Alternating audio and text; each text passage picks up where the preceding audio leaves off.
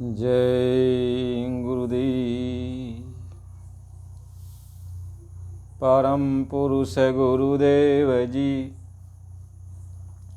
जय गुरुदेवय नाम। अलख यगम की पार में स्वामी तुम्हें प्रणाम। कोटि कोटि करूं वंदना, अरब खरब प्रणाम। चरण कमल बिसरू नहीं, जय गुरुदेवय नाम। आज का ये सत्संग है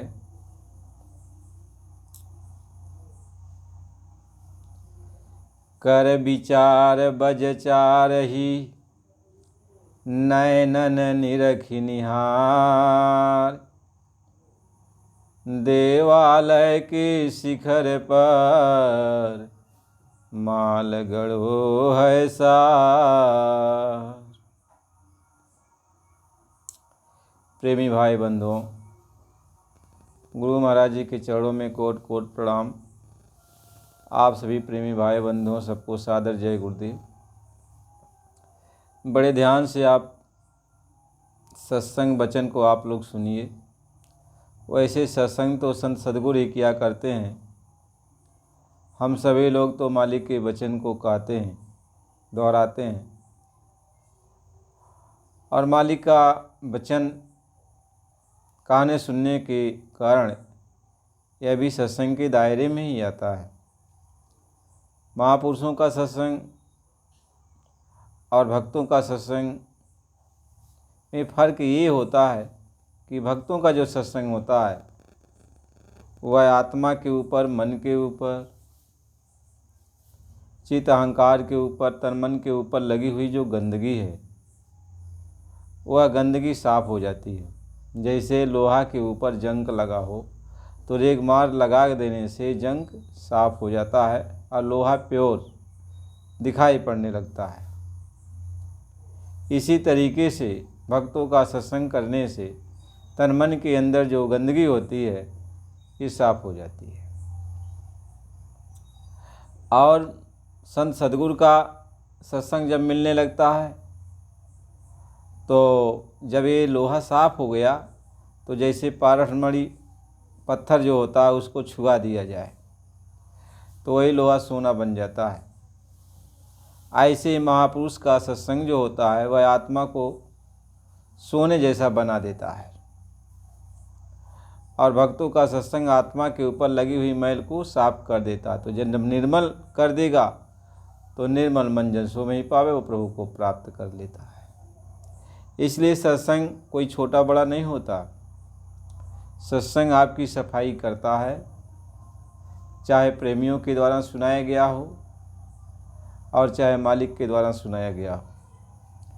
मालिक के द्वारा सुनाया गया सत्संग आपको हर तरह से फ़ायदा करता है और प्रेमियों के द्वारा सुनाया गया सत्संग आपको हर तरह से फ़ायदा करता है, बशर्ते जितना मालिक उसमें दया दुआ भरे। अब प्रेमी के अंदर जितनी शक्ति मालिक दिए होंगे उसी शक्ति के अनुसार आपकी सफाई होती है।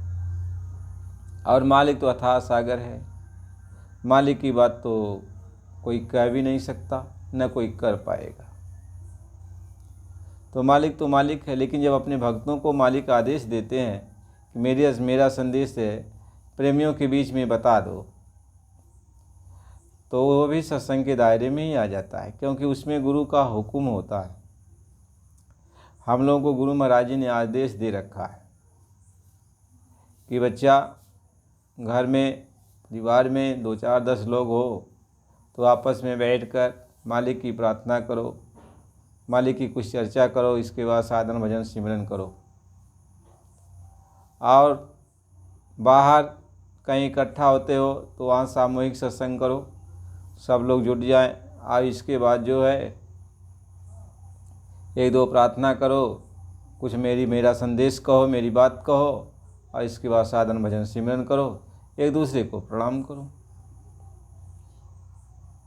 गुरु महाराज जी ने ये आदेश सबको दे रखा है, सभी प्रेमियों को दिया है कि सब लोग जो है इस तरीके से मेरे संदेश को एक दूसरे को बताओ। और कोई भी प्रेमी के अंदर कोई कच्चाई है, वह साधन भजन सिमरन नहीं करता तो उससे पूछो। वह कहीं नाम रूप स्थान भूल गया है तो उससे पूछो। यानी वह सही सही नाम जपे, रूप पे स्थान को याद करे, सिमरन ध्यान भजन वो सही सही से करे। ये सब आदेश मालिक ने दे रखा है, सभी प्रेमियों के लिए दे रखा है। तो जो मतलब थोड़ा मालिक के वचन पर अमल करते हैं, थोड़ा उनको समझ आती है, तो प्रेमियों के बीच में वो जाकर मालिक का जो संदेश है उसको कहते सुनते हैं। तो ये सब मालिक की मौज ही है। मालिक की इच्छा है कि जो सत्संग के माध्यम से आप सबके बीच में मालिक का ये संदेश दिया जाता है। हम लोगों के पास कुछ भी नहीं है, जो कुछ भी है सो मालिक का है। ये तन भी मालिक का है, मन भी मालिक का है, धन भी मालिक की, आत्मा भी मालिक की, सब कुछ मालिक का है। बुद्धि ज्ञान विवेक जो कुछ भी है सब मालिक का ही है। हम लोगों के पास कुछ नहीं है। जो कुछ है कहें साहब मेरा कुछ नहीं, जो कुछ है सो तोर, और तेरा तुझको सौंपते का लागत है मोर। तो सब कुछ आप ही का है। आप चाहे जो है प्रशंसा कराओ और चाहे आप निंदा कराओ, चाहे आप जो है राजा बनवाओ, चाहे आप भिखारी बनाओ, चाहे बढ़िया भोजन करवाओ, चाहे बढ़िया भोजन न करवाओ, नमक रोटी खिलाओ। ये तो उसकी इच्छा पर है, मालिक की इच्छा पर है। हम लोगों के पास कुछ नहीं। एक बार दे दिया तो दे दिया, एक बार मालिक को समर्पित कर दिया तो समर्पण कर दिया। तन दे दिया, मन दे दिया, धन दे दिया, सूरत सब कुछ उसको समर्पण कर दिया। तो फिर अपने पास रह क्या गया? कुछ नहीं है। अब यह सब कुछ उसी का समझकर ये जो है परमार्थ के मार्ग पर हम लोग चलते हैं। और प्रेमियों के बीच में, लोगों के बीच में मानवता का संदेश सुनाया जाता है कि यह इंसानी जमा किस लिए मिला है, क्यों मिला है, क्या कहने के लिए मिला है, इसलिए सुनाया जाता है। आप लोग ये न सोचो कि हम लोग बिना हुक्म के सुनाते हैं। हुक्म हो चुका है मालिक का कि प्रेमी प्रेमी को समझाएंगे बुझाएंगे, एक दूसरे को समझाएंगे बुझाएंगे, उनकी कच्चाई को निकालेंगे। सभी प्रेमियों को आदेश, इसलिए सभी प्रेमी देखो घूम घूम करके जो भी जहाँ प्रेमी है सब मालिक का ही संदेश सुनाते हैं। जगह जगह सब लोग सुनाते हैं। कहीं कार्यक्रम लग जाए तो कोई ना कोई प्रेमी आएगा और मालिक का संदेश जितना भी उसको समझ है मालिक के बारे में, जितना वह मालिक के बारे में जानकारी रखा है उतना वह सुनाता है सभी प्रेमियों को आदेश से। आदेश हम लोग बिना आदेश के थोड़ी सुनाते हैं, इसलिए शंका नहीं करना चाहिए। समझ लो, शंका नहीं करना चाहिए। सभी प्रेमी जितने भी हैं, गुरु महाराज जी ने कहा कि सबके लिए कहा कि मतलब आपस में चर्चा मालिक की किया करो, सामूहिक भी चर्चा करो, सामूहिक भी चर्चा करो। घर और कोई मतलब घर में गांव में है तो एक जगह इकट्ठा करके करो, गांव में 2-4 लोग हैं तो भी इकट्ठा होके करो, और नई गांव में है घर में ही है तो घर के सारे लोग इकट्ठा होकर के जो है 1-2 प्रार्थना करो, कुछ है मालिक का संदेश कहो आपस में, और फिर साधन भजन सिमरन करो। सबके लिए आदेश दे रखा है गुरु महाराज जी ने। तो हम लोग आदेश के अंदर हैं, ये नहीं है कि आदेश के बाहर हैं। इसलिए बात को समझना चाहिए, सभी बात को समझना चाहिए। हमारे सभी गुरु भाई प्रेमी जितने भी हैं सुनाते हैं, गुरु महाराज जी का चर्चा सुनाते हैं, संदेश सुनाते हैं और बातें वो बताते हैं, तो ये आदेश में ही तो बताते हैं, बिना आदेश के थोड़ी कोई बता रहा। यदि गुरु महाराज जी आदेश दिए होते नहीं कोई मेरा चर्चा नहीं करेगा, कोई मेरा संदेश नहीं सुनाएगा, तो कोई नहीं सुनाता, लेकिन उन्होंने सबको दे रखा है आदेश। तो देखो आज का ये सत्संग है कि कर विचार बजचार ही नयनन निरख निहार, और दे वाले की शिखर पर माल गड़ो है सार। तो इसका थोड़ा जो है आप बाहर की दृष्टि से इस सत्संग को आप समझेंगे और थोड़ा अंदर की दृष्टि से समझेंगे, यानी वो दोनों तरफ का है सत्संग। बाहर का भी सत्संग है और अंदर का भी सत्संग है। बाहर के सत्संग के बारे में आपको समझना है क्या एक बहुत बड़े आदमी थे, सेठ आदमी जिनको कहा जाता है, बहुत बड़े आदमी थे। उनके लड़के चार लड़के थे उनके। तो उन्होंने अपना धन छिपा के रखा था। मालूम सबको था, गांव के लोगों को भी मालूम था सेठ जी के पास बहुत धन है। लेकिन सेठ जी अपने धन को छिपा के रखे थे और किसी को बता नहीं रहे थे, बताए नहीं। बच्चों ने बड़ी कोशिश किया कि पिताजी बता देंगे तो हम लोग उस धन से कुछ अपना कारोबार और आगे बढ़ा देंगे। लेकिन पिताजी ने बताया नहीं। और एक बक्से में एक कागज़ लिख करके पिताजी ने रख दिया था, सेठ जी ने रख दिया था। अब भाई सेठ तो सेठ, उनका खिलाफत तो कोई कर नहीं सकता, बच्चे कर नहीं सकते। तो धीरे धीरे समय ऐसे बीतता गया और सेठ का भी समय आ गया। सेठ भी अपने जो है जहाँ उनको जाना था, जैसे सब लोग जाते हैं, वो भी चले गए।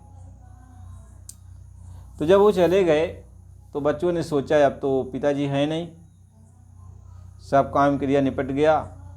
तो बच्चों ने सोचा कि चलो अच्छा उस धन का पता लगाया जाए जो पिताजी ने गाड़ के रखा है। तो पहले लोगों के अंदर ये भ्रम उत्पन्न हुआ कि घर में ही कहीं पिताजी ने गाड़ा होगा, बाहर तो कहीं गाड़ेंगे नहीं। तो उन्होंने पूरे घर की खुदाई करा डाली, पूरा घर ही खोद डाला सब लोगों ने मिल करके, लेकिन माल कहीं नहीं मिला। तो सभी भाइयों ने फिर राय मशवरा किया कि आखिर पिताजी ने जो है ये माल गाड़ा कहाँ है, आखिर पिताजी ने माल कहाँ गाड़ के रखा है। तो खोजते खोजते पिताजी की एक बक्सा मिला, तिजोरी। तो बक्सा को खोला गया, ताला को तोड़ा गया, तो उसमें एक कागज़ था। तो उस कागज़ में लिखा हुआ था कि कर विचार बज चार ही और नैनन निरखी निहार और देवालय के शिखर पे माल गड़ो है सार। अब उन्होंने सोचा कि इसमें तो जो है पिताजी ने लिखा है कि कर विचार बज चार ही नैनन निरख निहार और देवालय की शिखर पे माल गड़ो है सार। कागज़ तो पढ़ा लेकिन समझ में नहीं कुछ है। कहा भाई तो घर तो खुदाई कर डाला, कहीं मिला नहीं, लेकिन कागज़ ये दर्शा रहा है कि माल, सारा माल जितना है सब गाड़ के रखा गया है, गाड़ के रखा हुआ। लेकिन बतावे तो उसका मतलब क्या है, कोई बताने वाला नहीं। सब लोग जुटे, कोई नहीं बताने वाला मिला। ऐसे लोग सोच में पड़े हुए थे। तो एक संत जी जो है जा रहे थे, तो उनको बुलाया, क्योंकि संतों को लोग जानकार समझते थे। तो महात्माओं को बुलाया और उनको बैठाया, पानी वानी पिलाया, इज्जत सम्मान किया जैसा करना था, और हाथ जोड़ के कहा कि बाबा पिताजी तो हमारे चले गए, धन बहुत ज़्यादा उनके पास था, लेकिन हम लोगों को बताए नहीं कहाँ गाड़ के रखे हैं। घर को हमने खुदाई कर डाला हम लोगों ने, लेकिन कहीं माल निकला नहीं। तो कहें तब क्या हो, जब खुदाई कर डाले माल नहीं निकला तो फिर हमें क्यों बुलाए हो। कहें बुलाए इसलिए हैं कि एक तिजोरी मिली थी, एक बक्सा मिला था छोटा सा, उसको हम लोगों ने जब तोड़ा तो उसमें एक कागज़ था एक, और कागज़ में जो लिखा है वह बात हम लोगों को समझ में नहीं आ रहा है। तो कहें लाओ कागज़ जगह देखें, तो कागज़ में लिखा था कर विचार बज चार ही और नैनन निरख निहार और देवालय की शिखर पे माल गड़ो है सार। कहें अच्छा। तो सामने देखा, कहा कि ये जो देवालय बना हुआ है, शिव जी का जो मंदिर बना हुआ है, किसका मंदिर है। कहें हम ही लोगों का मंदिर है, पिताजी ने बनवाया था। कहें अच्छा। कहें कल, आज नहीं तो कल हम आके बताएंगे, और सब लोग घर पे रहना, कहीं जाना मत। कहें ठीक है। और महात्मा जी इंतज़ार कर रहे थे कि कल जब 4 बजे दिन का 4 बजे तब हम पहुँचे वहाँ। तो 4 जब बजने को हुआ, पहले लोग तो घड़ी उड़ी तो थी नहीं, तो पहले परछाई का एक निशाना समझते थे कि इतना ये परछाई यहाँ आ जाएगी तो 12 बज जाएगा, 1 बज जाएगा, 2 बज जाएगा, 3 बज जाएगा। ऐसे लोग पहर समझते थे। तो चौथे पहर, जैसे रात का भी 4 पहर और दिन का भी 4 पहर, तो चौथे पहर में कहें कि जब 4 बजेगा तो हम आ जाएंगे। तो महात्मा जी अपने समझ से जब सोचे कि अब 4 बजने वाला है, तब पहुंच गए। सभी लोगों को बुलाया, कहा फावड़ा कुदार ले लो, जिसको जो लेना है ले लिए। कहें कि देखो ये तुम्हारा जो है दिवाला है ना? कहें हाँ। कहें इसका जो गुम्बज लगा हुआ ऊपर देखो, देखा है। कहीं इसकी परछाई कहाँ जा रही है? तो जहाँ परछाई गई कहीं यहाँ आई है। महात्मा जी ने कहा यहीं खुदाई करो। तो जब वहाँ खुदाई किया गया तो बहुत सारा धन जिसने सेठ जी ने जो गाड़ के रखा था सब बच्चों को मिल गया। और सब बच्चे बहुत प्रसन्न हुए, महात्मा जी के चरणों की पूजा कहने लगे, वाहवाही कहने लगे।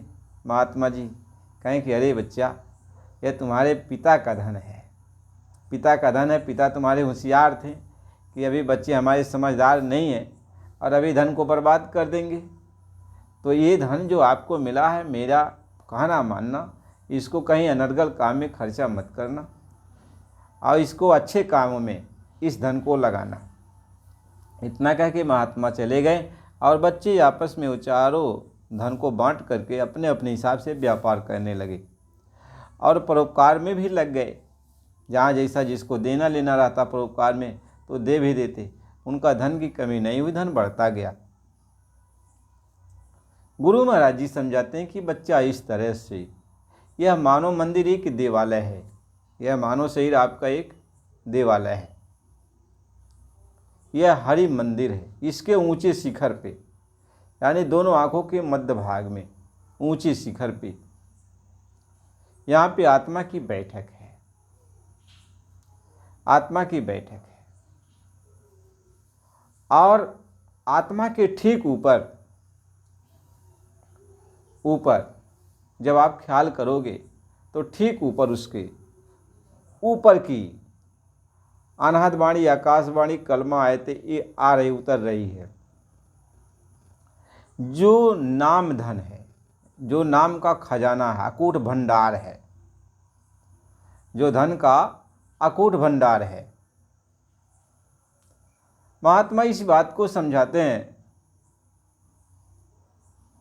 गुरु महाराज जी ने समझाया कि बच्चा, अब जब संत सदगुरु से रास्ता मिल गया, रास्ता आपने पा लिया, तो सारे कामों को छोड़कर रात में जब 4 बजे तो ऊपर ध्यान लगाना। जब ऊपर ध्यान लगाओगे, ऊपर ख्याल लगाओगे, तो ऊपर से वो अनहद ध्वनि आ रही है, वो आवाज़ें आ रही हैं, आकाशवाणी, कलमा आयतें आ रही हैं। यदि ध्यान से बैठकर उसको तुम सुनेगा, सुनने की कोशिश करेगा, तो वह तुम्हें सुनाई पड़ेगी। और जब जैसे जैसे सुनाई पड़ने लगेगी, तो तेरे अंदर के जितने भी कर्म हैं, मैल है, वो मैल सब साफ हो जाएगी। और तुम्हारे अंदर जो नाम का अकूट भंडार है, यानी जो नाम की शक्तियाँ हैं, नाम की जो ताकत है, वो सब प्राप्त हो जाएगी। कहे जाकी नाक गाठी नाम है, ताकि हैं सब सिद्ध, और कर जोड़े ठाड़ी रहे अष्ट सिद्धि नवनिध्य। कहते हैं जिसके पास नाम की पूंजी है, उसके सारे काम सिद्ध हैं, उसके सारे काम सिद्ध हैं। इसलिए सद्गुरु ने नाम दिया कि नाम का खजाना तो तुम्हारे अंदर है, और हम तुमको ये जुक्ति बता रहे हैं, भेद बता रहे हैं कि भेद बता रहे हैं, इस भेद को तुम ले लो और इस भेद के अनुसार कर विचार बज 4 ही। 4 बजे भोरहरी में अमृत बेला में तो उठ जाना, नयनन निरख निहार, दोनों आँखों के बीचों बीच जो तीसरा नेत्र है, उस आँखों से अपने देखो देवालय के शिखर पर, यानी ऊपर ख्याल लगा करके, ऊपर जब ख्याल लगाएगा तो वह मालिक नाम का जो अकूर भंडार है, जो अनहद शब्द है, आकाशवाणी है, कल में आयतें हैं, प्रभु की जो वाणी है, जो शब्द है, वह तुम्हें मिल जाएगी। वह नाम धन, वो नाम का खजाना तुम्हें प्राप्त हो जाएगा। तुम निखारना, वहीं पे जो है आत्मा का धन गड़ा हुआ है।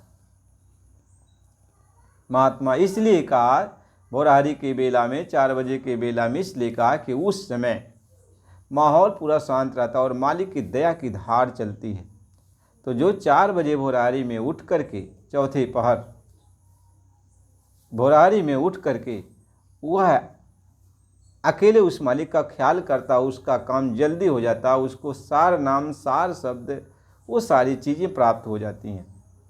मालिक की भक्ति उसको मिल जाती है, बशर्ते उसको पूरा कोई संत सद्गुण मिला हो। जब पूरा संत सद्गुण मिलेगा तभी वह युक्ति बताएगा, और उस युक्ति के अनुसार जब आप काम करोगे और मालिक की दया में हो जाएगी, तो फिर आपको नाम का अकूट भंडार मिल जाएगा। जो नाम का खजाना लेके आत्मा आई थी, वह खजाना उसको मिल जाएगा। आत्मा जिन शक्तियों को लेके आई थी, वो सारी शक्तियाँ वहाँ उसको मिल जाएंगी। यानी आत्मा के अंदर शक्ति नहीं रह गई है, क्योंकि शक्ति सारी उसकी छीड़ हो गई है, सारी शक्तियाँ वहाँ उसकी धरा ले गई है। अब आत्मा के पास शक्ति नहीं है। और उधर जब ख्याल लगाओगे तो वह शब्द ही है जो सारे मैल को साफ करके, और आत्मा की जो खोई हुई सारी शक्ति है, वह आप वापिस आत्मा को मिल जाएगी। इसलिए प्रेमी भाई बहनों, मालिक ने जो भी हम सबको दया दुआ करके नाम की बख्शीश किया है, हमें उसको याद करना चाहिए, संतों महात्माओं की संगत करना चाहिए, उनकी सोहबत करना चाहिए, उनकी इज्जत कदर करना चाहिए, जो वो कहें उनके वचन को मानना चाहिए और उस पर चलना चाहिए। महात्माओं की वाणी में, महात्माओं के वचन में कभी शंका नहीं करना चाहिए। सभी महात्मा को हम प्रणाम करते हैं, सभी महात्मा की हम इज्जत करते हैं, क्योंकि महात्मा जो कुछ भी होते हैं, जो कुछ भी कहते हैं, अपने अपने तौर तरीके से कहते हैं। हमारे ज्ञानी जीव क्या जाने, लेकिन उनके बताए हुए मार्ग पर चलकर जब हमें कुछ हासिल होने लगेगा तो हम सोचेंगे कि हमारे गुरु क्या थे, क्या नहीं थे, तब जानेंगे गुरु की महिमा। जब तक हासिल नहीं होता तब तक गुरु की महिमा हम जान नहीं सकते। केवल विश्वास पर, गुरु महाराज ने कहा विश्वास करके तब हम चलते हैं। विश्वास कर लिया तब उस मार्ग पर हम चल रहे हैं, फूंक फूंक कर चल रहे हैं। और जब मिलने लगता है तब गुरु की महिमा गाना शुरू कर देते हैं। इसलिए प्रेमी भाई बहनों, अब अगला सत्संग आपको अगली वीडियो में मिलेगा। आप नए हो तो चैनल को लाइक सब्सक्राइब कर दीजिए और बराबर सत्संग आप सुनते रहिए। जय गुरुदेव।